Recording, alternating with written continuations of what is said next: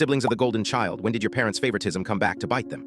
My parents always told me my brother was just better with money than I was. Turns out the money he was better with was mine. It all clicked when I was denied a student loan.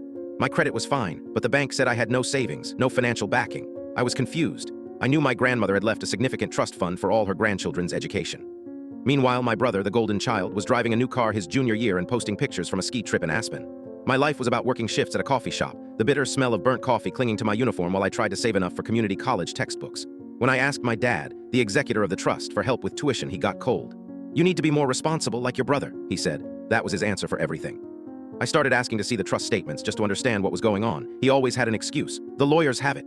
It's complicated." But my dad had a weakness. He was lazy with technology. He used the same password for everything, our childhood dog's name. One night, I went to the trust company's website and typed in his login details. It worked. I felt my stomach drop as I looked at years of transactions. Every few months, a transfer.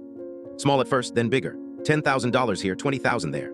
All of it going from the main trust account into a single checking account, my brother's. My dad had been draining the inheritance meant for all of us and funneling it directly to his favorite son. I felt sick, but I knew a direct confrontation would just lead to denial. I set a small, cruel trap. I told my parents I was dropping out of college to work full-time, that I couldn't afford it. I watched my dad's face. He didn't look disappointed. He looked relieved. That sealed it. The final piece fell into place at my brother's lavish university graduation party. My dad stood in the middle of the living room giving a toast. He talked about my brother's incredible work ethic and financial discipline. When the applause died down, I stood up. "I have a question," I said, my voice shaking slightly. I held up my phone, which was connected to the big screen TV over the fireplace, and then I hit play. A scrolling video of the bank statements filled the screen. Every transfer, every date, every memo line like spring break or new car. The room went silent. My brother's face went white. My dad started screaming about privacy, but my aunts, my uncles, my cousins, they all saw it. They saw where grandma's money had really gone. My aunt is the new executor of the trust, and my brother's graduation gift was a court summons.